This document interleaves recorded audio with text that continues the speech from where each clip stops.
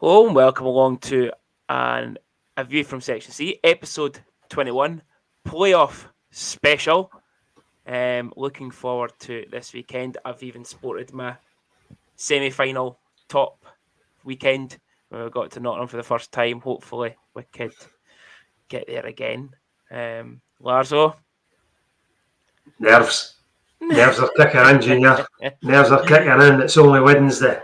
It is only Wednesday. Only Wednesday. It's only Wednesday. I had to think about that there because I was off on Monday with a public holiday and I'm all confused where I am. Then I get started about public holidays on Monday because if I start going on about getting paid double time, your wife will go nuts. Again. That's because I do double the work. That's how I get paid double time on Monday. So you say. I remember what you used to do. Yeah. But yeah, nerves are beginning to kick in. I noticed the first thing I'm really looking forward to is seeing the jerseys, because I noticed that the Clan have released their jersey today. Have they? And it's so plain. Well, they're all the exact same. The League have that deal every year where they do it's the exact same top across the board, but it's in your team colours. Yeah, maybe it's just because it's their colours. Yeah, I've always thought that about them with the playoff jerseys. They're just meh. Meh. But anyway, we'll get on the playoffs in a minute. But we've obviously still got one final league review to do from this season. Our final triple header of the season. So the Fife Flyers, the Cardiff Devils, and the Coventry Blaze. Now, we may as well get it out there and over and done with now. Okay? Larzo, you fucking called it. Oh, didn't know it. Oh, did I call that or what? Did not call did it. I call that or what? 6-0. Devils scoring. Mo's getting a shot out. Called it. When did we do it? Was it the Thursday night or something? Yeah. Thursday night. Yeah. So, a 6-0 victory for the Dundee Stars in the final Fife derby of the season.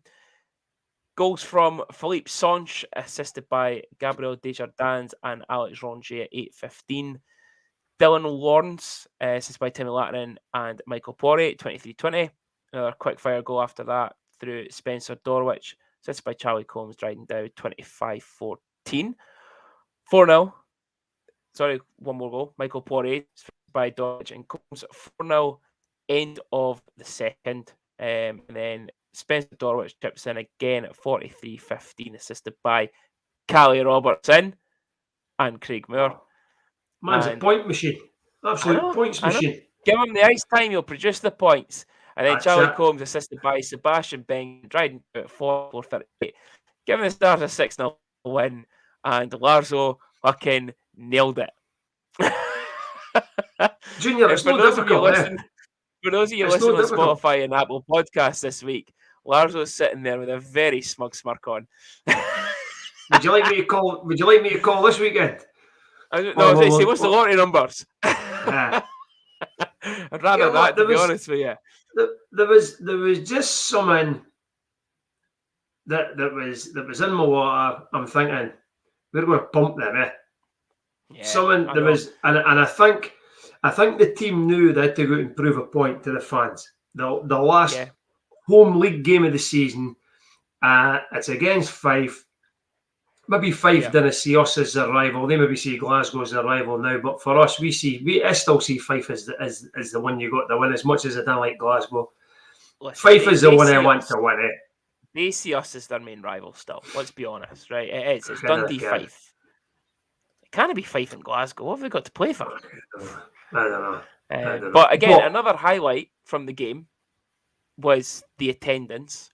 2,136. Mental. We'd said on the Sunday, but we'd said on the Sunday that was the worst Fife crowd we've ever seen. Only about 100 of them. There was less there on Friday. So again, a good 2,000 Dundee fans there. Easy. And it was great to see. It was loud. Everyone enjoyed it. Say hello to Burns. Causing chaos in the car park before and after the game. That's what we like, is it? The up and coming young team. I say that it wasn't them causing the issues; it was the parents. Why try and drive down to the back of the rink after the game when everyone's coming up that tight bend? There's just it's never going to happen. But yeah, good win. Mo, Great win. easiest what 16, 17 shot out you'll ever have. I'm going to be brutally honest, Junior. Right, I actually think he should never have even got man of the match. No, I think Mo would say that as well. To be honest, I would think so. I think it was. I think it might have been Mo's coming back. He's had a shot out. Let's make him feel welcome back and give him the man of the match. I would say that's Mo's easiest game of the season. Yeah. It was not overly worked. I think there was other guys there was other guys that could have jumped in for that man of the match. Yeah, no, for me it had to be Dorwich. Spencer was unbelievable in that Fife game, as he has been all season. But that Fife game, there was just something about him that had a wee bit extra grit. Got his teeth as soon as he scored that goal. Jesus, he was stuck in about them. I thought the captain played really well. I thought that was Dryden's best game for a wee while. I think he really looked up for it right at the start of the game. He was motored. But 6-0, it's an easy call, is it? You know what I mean? Yeah. So we're going. I think we were still going in fearing the worst in Cardiff. Even coming off a 6-0 win, but a 4-1 loss in the end. Justin Crandall at 7:34. Charlie Combs equalised 29:07 with an absolute beauty of a goal, going right past register. But then seconds later, Stephen Dixon on the power play, 29:43. Jake Kugler, as they pronounce it, I always thought it was Koffler, to be honest. But I thought it was Koffler myself.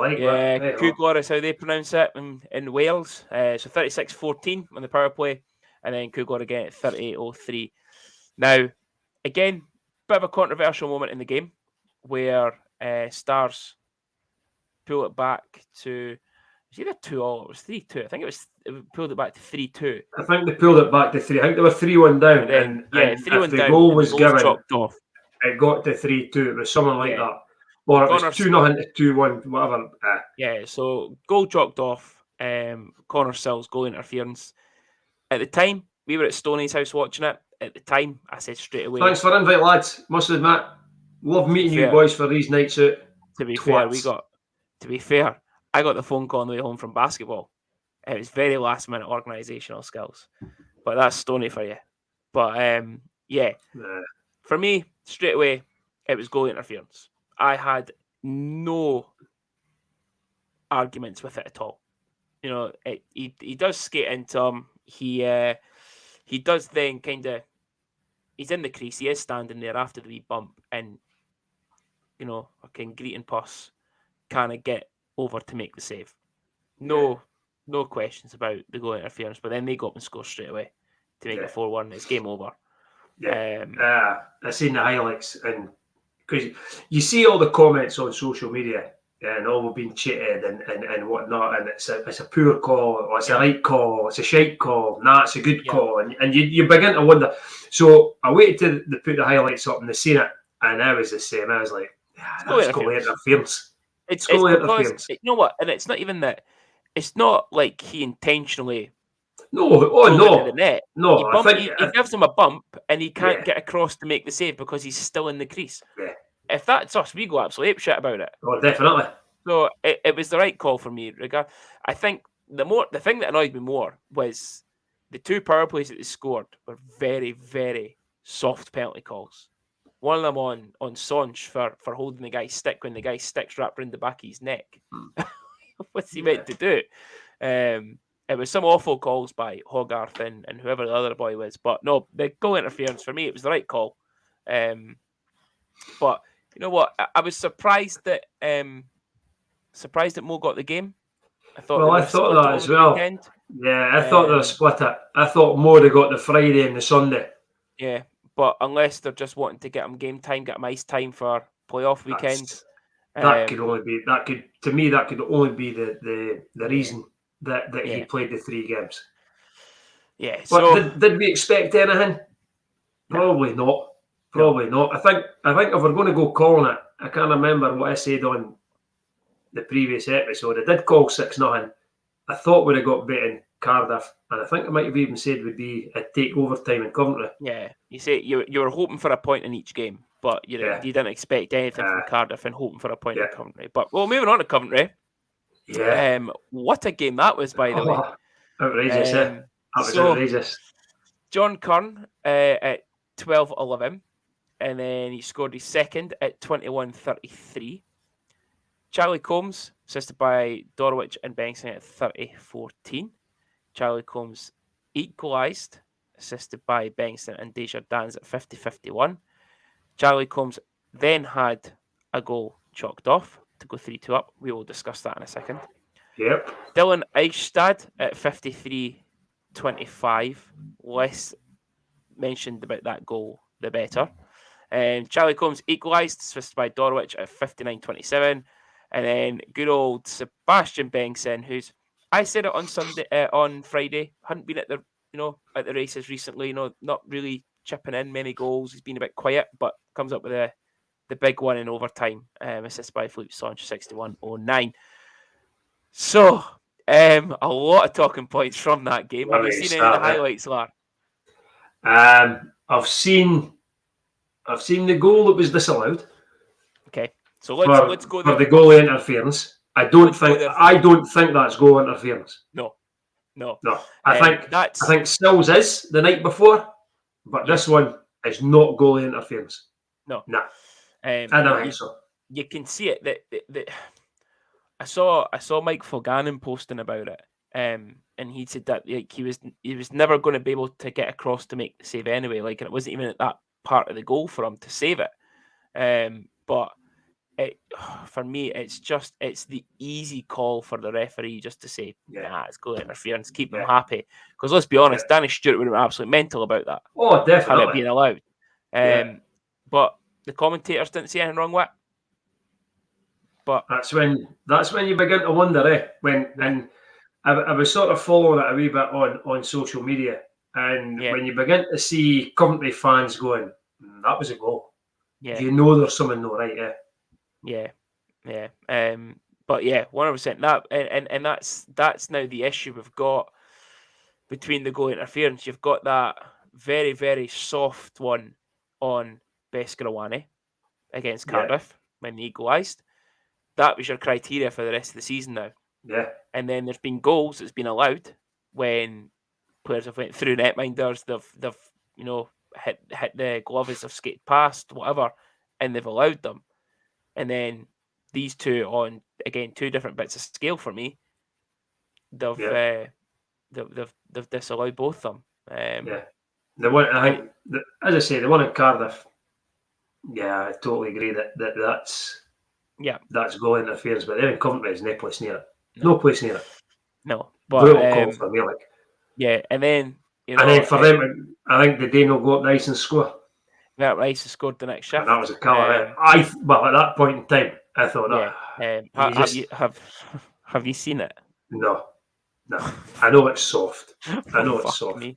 But see at that point, Junior, right? I'm sitting thinking that just sums up their season.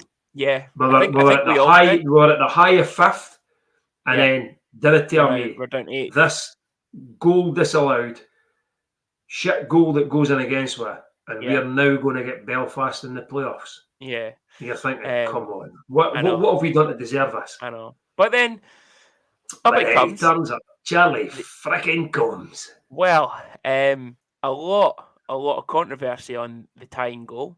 Obviously, we pulled Morrison to go for the extra skater. The guy pushes Songe, gives him a little punch in the back of the head, so Songe grabs him and falls on the top of him. And as he's getting up, pushes his hands into the back of his head and takes his helmet off. So the D-man has to leave the ice, which then leaves a wide open gap for us to go and score an equaliser. Shit happens, And they were going mental about it. Danny Stewart, sorry, Baldy was complaining about it in his interview after the game. And listen, there was a lot that went on during that game. There was a hit on Dorowich when Dorowich was on his knees. So Dorowich had been hit, he was on his knees, and then the guy comes back and hits him again when he's on his knees. Yeah. That's a chicken shit move, that. No penalty in the play at all. And Spencer wasn't happy. He swung his stick at the guy, but nothing was called. And listen, things get missed. Did the goal not get reviewed again? Did that goal not get reviewed? So they had the review for the goal interference. Was up? Did Charlie's goal not go to review as well? I seen someone on social media saying it's getting reviewed. They said the commentators said they were reviewing it, but I don't know what they could have been reviewing it for. Yeah. Like, because you can't review it for what was happening with Sonch and the D-man. Yeah. You just can't. Yeah. You can't just review it on, have we missed the penalty? Yeah, and that's... You've missed the penalty and that's it, it's gone. Because the commentators were saying that, they're like, because if this is disallowed, then surely Dundee has to get 2 minutes for roughing or delay a game or whatever, or unsportsmanlike or whatnot. I was like, well, you can't go back and review it for a penalty. No. You can only review it if it crossed the line or if it was goal interference, or it went underneath the net or behind the net, through the net, whatever. Yeah. It's the only way you can review it. It's goal line technology. You can't review it for a separate penalty. Yeah. So I think they were clutching at straws. I think they were trying their best for I can get them that win. But yeah, so then upstairs. But I think that point was enough to take us to 7th anyway, wasn't it? Yeah, they had to win in regulation to go 7. So icing on the cake just to get 2 points, which ended up giving us the final standings of the season. Yeah. Like so this. See, going back, see the overtime goal. Yes. Do you think it's a penalty? On Benson, with Benson. When you is it Benson that reaches round? Yeah. So I did. I thought it was a penalty. At the time, I thought it in my head. I thought, that could be a call, but it's the way. I don't know if maybe just thought he's got there, and as he's pulling away, the guy's just caught him. It was a close call. It's a 50-50 call. Yeah, it's maybe just the angle that you're getting from the camera at the game. Yeah. The referees are maybe seeing it at a totally different angle from what we're looking at. But when I looked at it, I went, that's that's a hook or a trip or something. But they never seem to complain about it. No one in the rink booed about it. There was nothing from the commentators about it.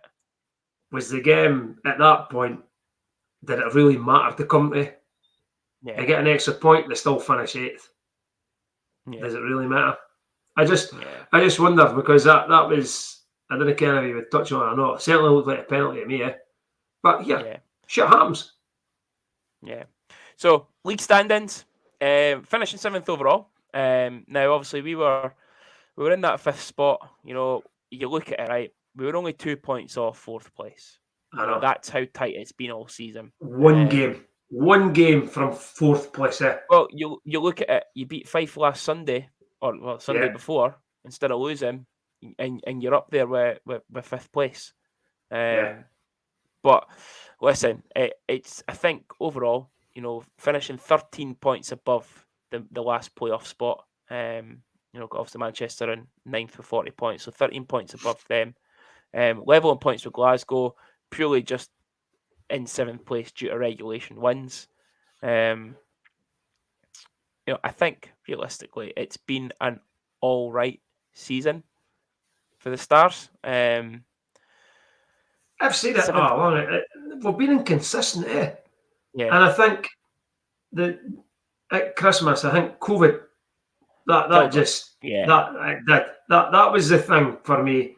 We were absolutely flying at that point, and I think if we had the fans in the building, normal crowds, and normal conditions, stuff like that, there's a good chance we could have finished 4th.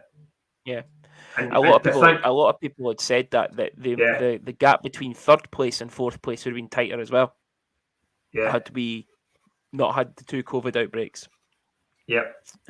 But considering we did have the 2 COVID outbreaks, it certainly didn't stop 2 players. So we'll move on to the next segment, and we don't usually single players out, but for what they've done this season, I think Well, we need to. let's say we're not let's say we're not singling out two players. Just say we're looking at the stats. Yes. So Charlie Combs and Sebastian Bengtson. Yeah. So looking first off at the top point scorers in the league. So Charlie Combs finishing third, and Seb finishing fifth. It's For points. ridiculous, is it? It's It's absolutely ridiculous when you look at the guys, or even just look at the teams: Belfast, Dundee, Belfast, Dundee. yeah, I know, That's ridiculous. and it's 65 points. 13 behind Scott Conway, who's had an unbelievable season. Our boy JJ up there at the top, just unreal stats. But you look at Charlie and Seb, 30 goals, 35 assists, 28 goals, 32 assists. Like, they're splitting them halfway near enough. Like, it's a mix of both. It's not just one big top goal scorer, one big assists. It's split between the two. Two players in the top 5 points production scorers of the season. It's just unreal. And who would have thought it when you look at, and I don't mean this in a bad way to Sebastian, but when you look at Seb's stats before the season started, wasn't a big point production. He had quite a few goals, quite a few assists, but he wasn't like this standout with the team points wise. And this year just he's went the other way. And Charlie, just what a pickup he's been. Yeah, the two of them.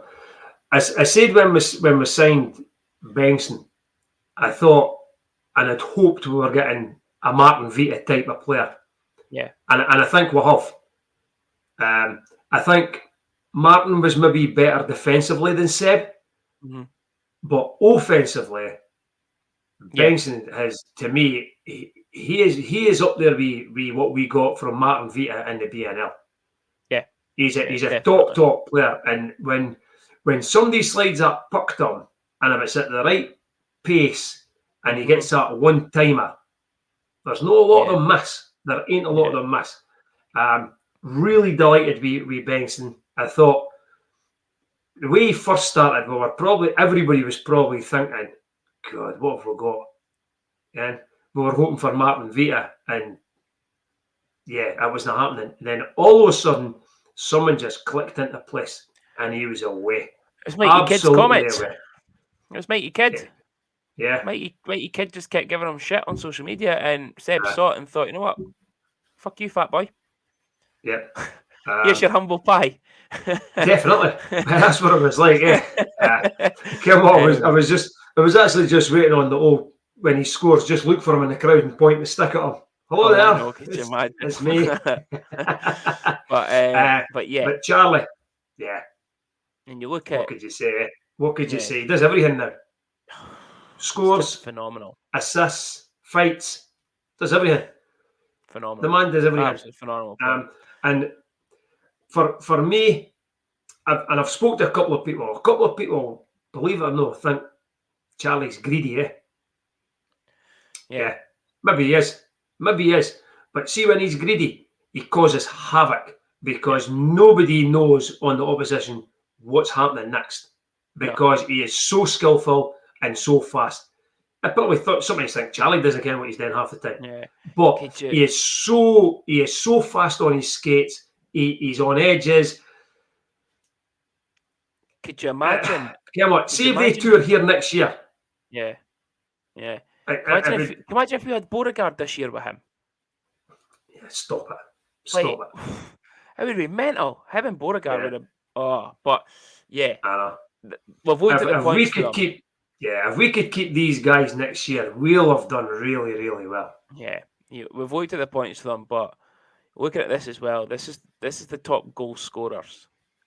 So Charlie sitting in 5th place on 30 goals. Only 5 behind Pickenich, and Seb, tied 7th with Cooper. With 28. It's just you look at the names they're in there with. Pickenich, Reed. top scorers of the league, top players. Waz always been up there for top goal scorer in the league. Yeah. And for those two to be up in the mix with him, just shows how unbelievable a season they've had. And I say we'll be lucky to keep them. God, I hope we do. I honestly hope. I said it. I tweeted the Stars and Pasha after that game. Give Charlie a blank check and ask him what he wants. We'll start the GoFundMe page. Just give in whatever. We'll start them. Just go for it. Well, fans will pay extra money for him to come back. Definitely. I can't mind who it was, but somebody says, give him what he wants, right? And it was something like, give him the keys to the city, give him the ladies of the night, give him something, give him this. Carve his name into the La Hill if he needs to be, or carve his face, kind of like Mount Rushmore. Let's carve his face into the side of the La Hill. Get him signed. But we would take the two of them coming back, but they're not the only two, let's be honest. No. They're the two that have lit up the scoreboard. Yeah. But there are others who are in amongst it, and there are others who have hardly scored any points at all, who you would bring back at the Drapple hat as well. But these two guys have been amazing, absolutely amazing, and it would be a fitting thing for them if we get past Sheffield and the league could then see them in a Final Four game, and let's see what they could really do. Yeah, no, definitely. So we were at the quarterfinals then. We have playoff hockey this weekend. Yeah, there we go. And obviously you can get to see your wee pal. Oh, here it comes. Your wee Twitter friend, What is it? You know what? I should have took the screenshots and I should have put it on for the YouTube this week. We get Dowdy 5 wee winky face. Honestly. You fucking gave me what was it? What did I put? What was it I put? We meet again? Or we'll meet again or something? Looks like we meet again at Dowdy 75 with a winky face. Yeah. Honestly. Give me the Dreboak. Listen. The boy knows the sensible one out of me and you, right? He kens that you're the guy that calls him a wee ball bag, right? Well, actually, I've never called him a ball bag, and I've certainly never called him a ball bag. He was being polite. Dowdy, he's that kind of guy. No, we're not hearing it, right? It's not a ball bag, okay? Well, he loves it. He loves the banter. He does. Well, he does, because we've now got a special guest for in the summer of GB International, Robert Dowd, to come on the show. Robert Dowd, yeah. So I thought when you came back with the hockey friends and Twitter friends and all that, next thing you'll be asking him to come on the podcast. So let's tag him on the podcast and see what he says. I'll be up for that, lads. Season off season. Yeah. So I loved Laura's tweet back saying, "Good luck, Dowdy. There's some pair." The thing is, a lot of people will think that Robert Dowd, he plays for Sheffield, he's not going to understand us. A lot of people probably don't really know. Robert Dowd's from the Northeast. Yeah. So he's going to come on and he's going to be all hey man. Maybe not that strong. Maybe not full. He's maybe lost it a wee bit. Yeah, maybe not full on Tanya Bagachuda man or anything like that. But so it's good. Sheffield Steelers. At least we've got someone going forward now for the off season. We'll get our special guests in. Yeah, well, we've already got a couple of ex-players lined up. We have agreed with them. It's just trying to get some days and times nailed down for them. But we've got a few up there. Dowdy's going to come on it. Taff, I think we should try and get Taff on. Yeah. Get it from the equipment manager's point of view. Get Taff. Taff on. Belfast. Horse started commenting as well. I think Horse is wanting on as well. But he was giving him a bit of shit though. Yeah. But that's to make up for all the shit we gave him over the years. That's to be fair, yeah, it's true. But playoff hockey. Sheffield Steelers, Saturday, Sunday. We've had some good games with them this year. Yeah. I don't think they've ever blew us away. It's always been quite close, action-packed games. We've beat them there. We've beat them home. They are, honestly, I said it last weekend, And I said it about every other team bar Belfast. They are there for the taking. Yeah. If we turn up, we could take them. Me personally, I think if we're going to have a chance of going through, I think we can only afford to come back losing by a goal.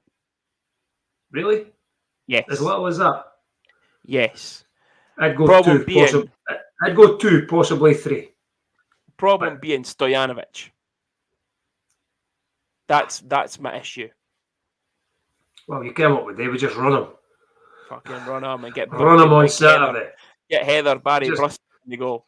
Just get somebody to run him. Like get Gally Robertson to run him or something. Yeah. Just go right through him. Yeah.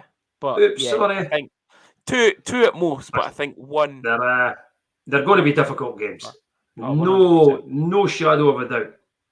They're going to be two really, really hard games. We could go down there and pick up a result and win. They could quite easily come back up here and beat us.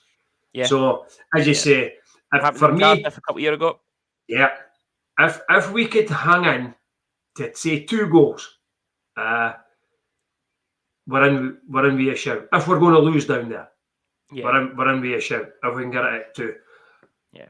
Also, though, if we're on form, even losing by 2 goals, we're more than capable. Even 3 goals, we've got firepower. And if they all turn it on at the same time, Charlie, Sebi, Doro, Gabe, Sonch, if they all turn up, I think, I'll be honest with you, Junior, something tells me Sheffield are not looking forward to this. I don't know. I think they've got every right to be scared. I don't know if it's scared. I think they'll be worried. Yeah, I think they're worried that they've got us. Yeah. Yeah. I think, me personally, I think the game is going to come down to the defence. I think that's what's going to win. It's going to win the game for either team. Both teams have firepower. Both teams, on his game. Morrison's shit hot. Stojanovic has been shit hot all season. The defence, we can switch off at times. Sheffield can also switch off at times. So I think it's going to come down to the battle of the defences. The defensive game in general, not necessarily. Yeah, the defensive side. The defensive side of the game. Yeah. I would agree with that. That's what it comes down to. But I'd have thought with a minute to go in Coventry, Sheffield are sitting there thinking we're going to the final 4, and then all of a sudden we score, and it's like shit. We've got Dundee. Mm-hmm. I think somebody put up an article on social media about that newspaper, is it the Star or someone in Sheffield? Oh, fuck yeah. And Fox, we arrested players and we did this and we did that. Shut up, right? You've got pumped your last few games. Just take it, right? Yeah. Every team's had injuries. Yeah. You've not heard Omar going on complaining about injuries. We've just got on with it. He had Mo out for weeks and never went, oh yeah, we lost because Adam Morrison never played. Yeah. He just got on with it. Stop marking up excuses. Yep. It was like the Belfast game at home when Haas got kicked out for that lovely hit on Jordan Boucher. Again, bring it up. It's the last. Could be the last episode of the season, so we'll bring it up again. Great hit. But that game, we were out, 6-7 boys down. Haas then goes out 8 boys down. Yeah. Never moaned about it. We just got on with it. Just sucked it up and got on with it. Yeah. And we got and we ended up getting beat, and it's like, that's it. And this is when it comes back to this entitlement of certain teams in Sheffield. And it's funny because obviously we're going to give a bit of a shout out here to, believe it or not, the Flyers Supporters Club and the Elite League Fan Forum and one of the Glasgow Clan fans. Nobody wants to see Sheffield go through. I think everyone would rather Dundee went through than Sheffield. And for them to go out and pay people's bus fares and stuff and match tickets and all that is unreal. But it's nobody wants them to win it. And I think it's because of that self-entitlement of them. And it's the same. You could probably look at even Glasgow and Cardiff.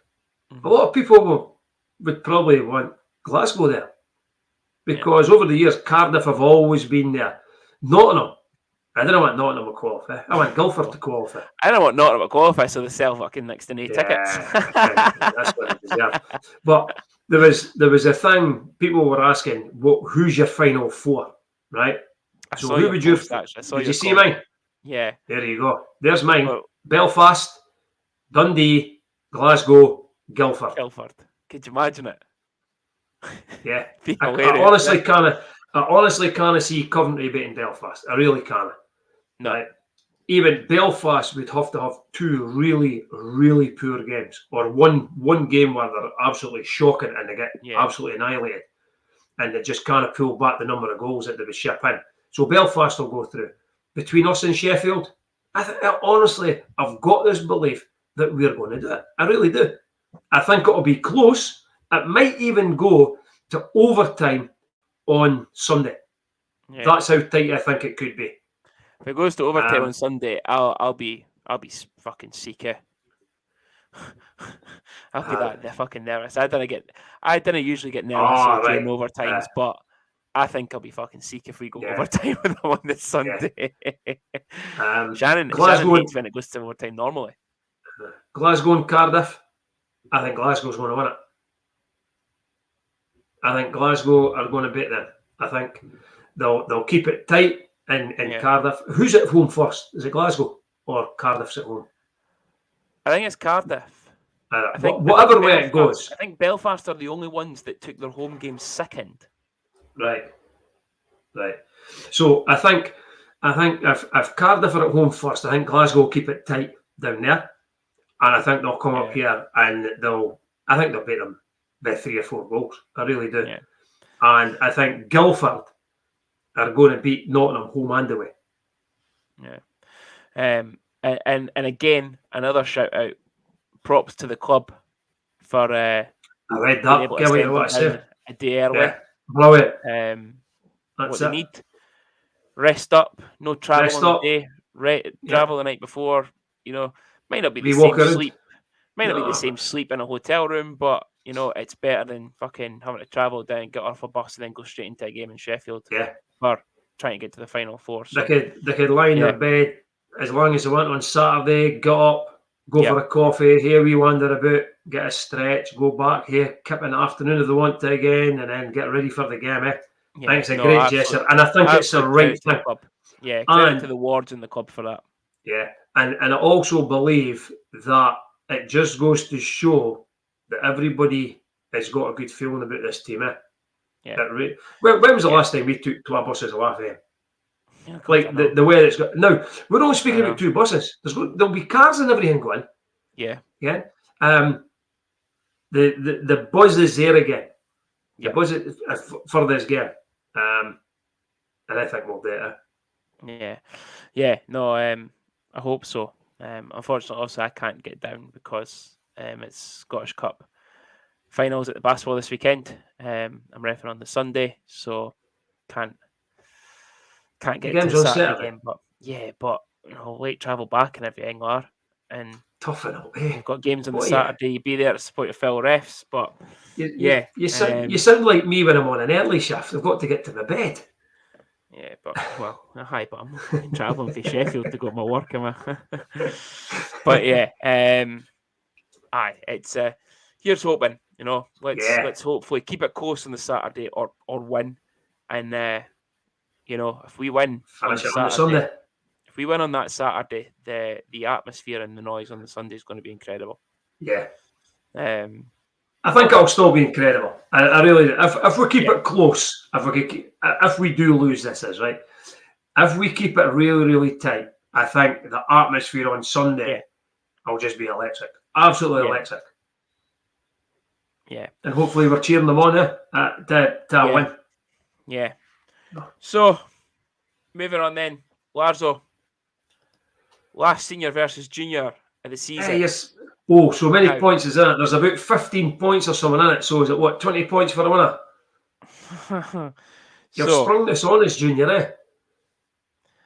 I have 4 questions for you, okay? It's just to make the scoreline a little bit closer for you, because you're not going to catch up, right? But to make it a little bit closer, I've got 4 questions for you. 4 questions. All right? This is still not happening.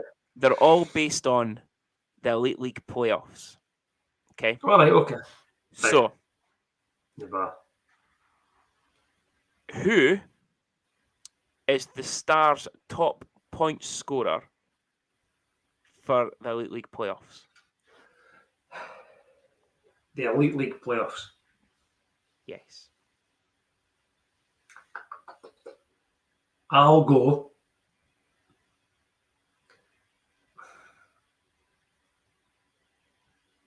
For me, it's between two players. Okay. I've got two names in my head, right? The first name's Juice, Farina. Okay.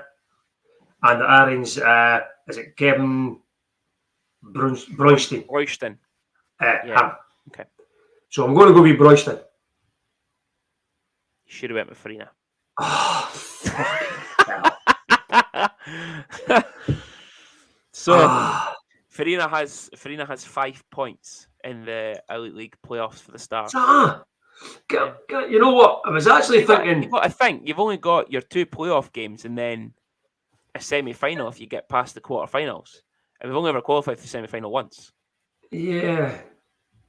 But So we've had many playoff games have we had. Aye, but you got to remember Farina. So Farina's had 5 playoff games for us. Right. 4 semi-final, 4 quarterfinals and a semi-final. So he's had a point a game effectively. Yeah. Actually, to start off with, I thought Scarcella, and then I thought, wait a minute, and then Farina come into my head. But then I also remember Broystein. He played really well in some of the games. But well, close. So there is 4 players joint top goal scorer with 2. Now, because you're so far behind, you got that last one wrong. I'll give you a point for all 4 players. If you can get them all 4, you'll get 4 points. So what's it? How goal scorers? Top goal scorers. Our top goal scorers is 2 goals in the league. 2 goals. Okay. In the league playoffs. So there's 4 players. Right. So I'll go Juice again. 1 right. I'll go Vinny. I'll go Vinny Scarcella. Okay. I'll go Brett Switzer.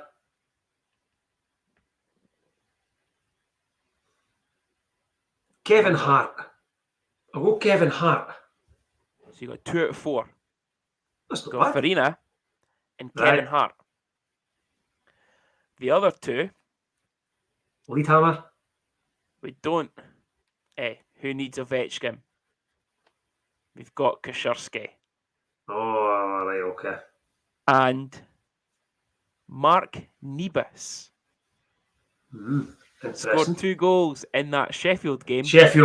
On the return leg. Yeah. Where we were absolutely fucking robbed.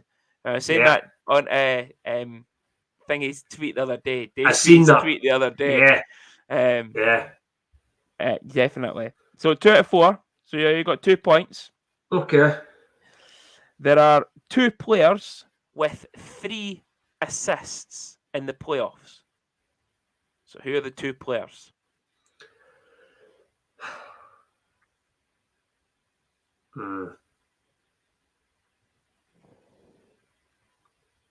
Switzer and Scarcella.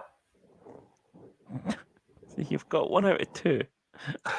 And you really didn't think about this logically, did you? No. If Justin Farina has scored 2 goals and he's the top fucking point scorer with 5, he's going to hit 3 assists. So Scarcella is one of them. So there's 1 point. And your final question is who has the most penalty Justin Farina. Most penalty minutes, no points. Right. So I'm just going to go most goals, Farina. There's right. So the most penalty minutes. There's 1 player. So over, and I'll give you a clue, it's over 4 games.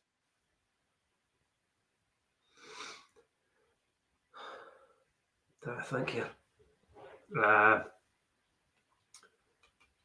And I was surprised it was as high as what it was. I'm trying to think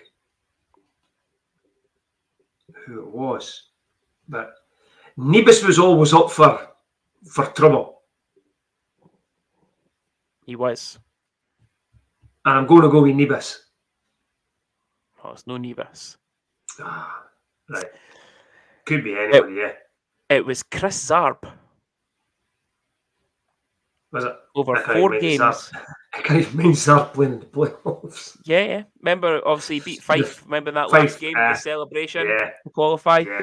4 games, 34 penalty minutes for Chris Zarb. Surprising, Really? Yeah. So I always wonder if he maybe got a couple of a 10-minute or something, or can't ever remember him getting kicked out of the game. I can't remember him. I can't remember him fighting. No, maybe a couple of abusive official penalties. I wouldn't be surprised. He did have a mouth on him. But yeah, so yeah, that's where top penalty minutes are. Top point scorers Farina. Top goals was Farina, Kashurski, Kevin Hart, and Martin Nebis. And top assists was Justin Farina and Vinny Scarcella. And that is over 11 seasons. So in 11 seasons, we've made the quarterfinals 5 times. Semi-finals once, and 4 we did not qualify, and 1 was due to COVID. But can you, Larzo, can you name the teams we played in the 5 quarterfinals? No. Not a clue. You're getting too old. Okay. Sheffield. Yes. So many times have we qualified? Qualified many 5 times, quarterfinals? Including this year, 5. So we've got Sheffield this year. Yep. We've had Sheffield previously. Yep. We've had Glasgow. Yep. Cardiff. Uh-huh. And Fife.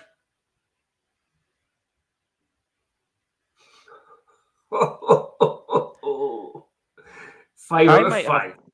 I might have missed count here. All right, go on then. I think it could be 6 because we played Belfast. Did we? Yeah. I can't remember. Because was that not the return leg? Hughesy didn't play because his dad passed away. I can't remember.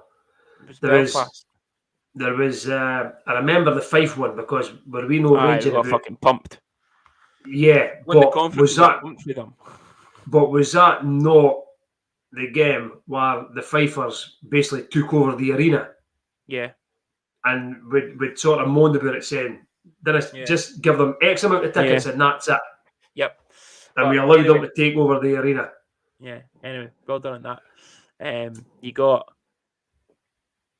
3 points. So done. I just answered 5 at the end. How could only 3 points? That was just stats. You're only getting that. Okay. All right. I still wouldn't have caught you anyway. But yeah, so playoff edition done and dusted. Yeah. Let's hope we've got another episode next week to preview the semi-final. We'll have an episode next week. It might just be a review. A review. We'll maybe try and get a review and some special guest on. Some bitching session about how the referees have screwed away against Sheffield or something. Oh well, who will hate to get Andrew Strange? He's one for on the Stars supporters page complaining about referees. So we might get Andy Strange on. I think we should. Mikey Kidd as well. He likes to moan about it. I'll tell you. Andy McCartney's always wanting on it, he says. Andy McCartney does want on. Now, but listen, Andy McCartney only gets on if we get to announce the team at a home game. Is this just one random game or for a whole season? Nah, just a game each. Get a game each. In the crowd, we the mic. One of the announcers at other end's running about the crowd like a maddie, winding the crowd up. We get to go with that. And Andy could be there as well, right? But it's the only way it's the only way he's getting on. We get the game night experience. He gets the podcast experience.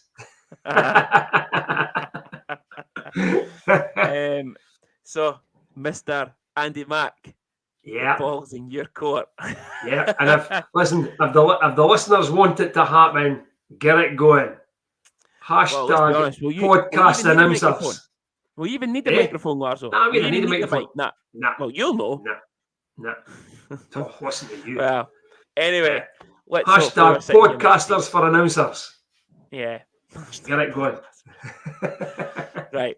Let's hope that we're here next week, semi-finalists. But hopefully. if not, we'll be here. We'll review how we got on, review the season as a whole probably, and hopefully have Andy Mack on if he's up for it. And right, we could maybe, if this is the last one and there's no any further previews, we could even look at was getting gassed. Who's getting kept?